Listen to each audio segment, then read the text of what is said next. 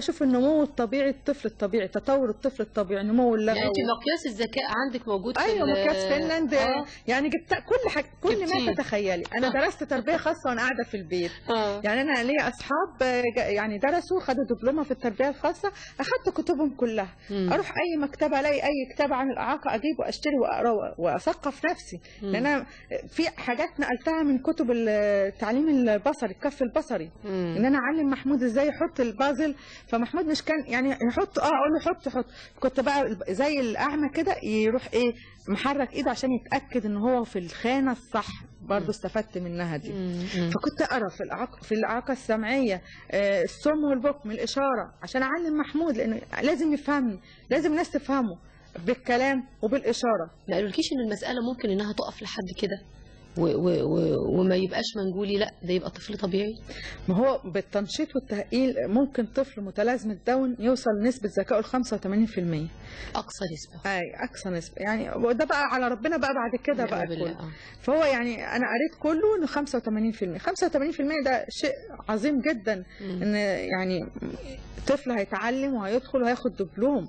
يعني فهماني، ده مش وحش انه يبقى بذكائه، حتى يعتمد على نفسه، محدش يضحك عليه، يكتب اسمه، يحسب ويجمع، يعني يبقى فعال في المجتمع، بحيث ان هو لما يكبر يشتغل.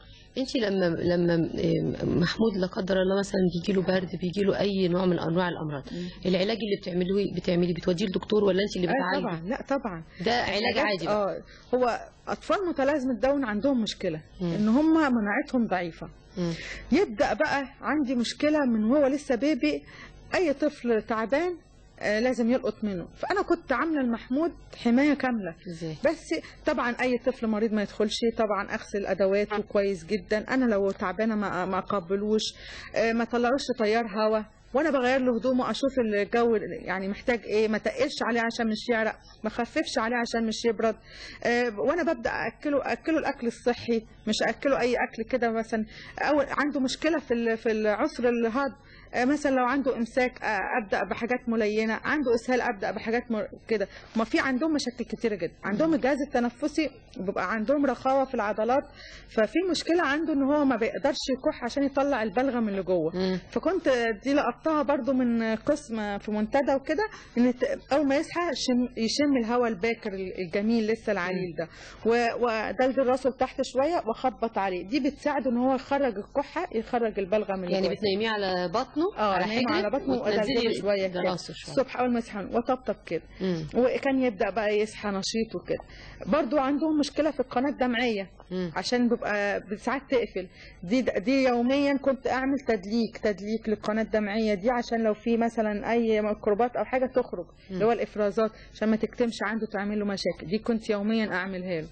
في عنده مشكله في اللسان، ان هم عندهم الفك صغير وحجم اللسان بيبقى كبير بالنسبه للفك، ورخاوه العضلات. فدي المشكله بتخلي اللسان مدلدل لاطفال متلازمه داون. لو انت تبصي كده الطفل المنغولي تلاقيه لسانه طالع لبره.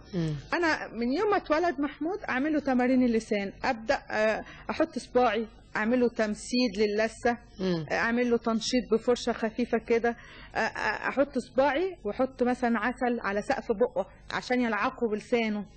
اجيب زبده او جبنه نستو واروح احطها في ركنه كده عشان يبدا يلحس، وابدا احسسه بالمنطقه دي، انقر له عليها كده. دي التمارين دي كلها بتحمي اللسان انه يخرج لبره وبتساعد اكتر في الكلام. طب بس انا شايفه صور محمود ما فيش لسانه مش لان انا بدات معاه بقول لك من يوم ما اتولد وانا بعمل الحاجات دي كلها. يعني لو الطفل بدا معاه من بدري معالم الوش هتتغير. هو الطفل المنغولي ايه يعني حتى الناس بتقول لي كده بلاهه منغوليه، عنده بلاهه. يعني بيبقى باصص لك كده زي السرحان زي الدبلان ده، لان ما تنشطش.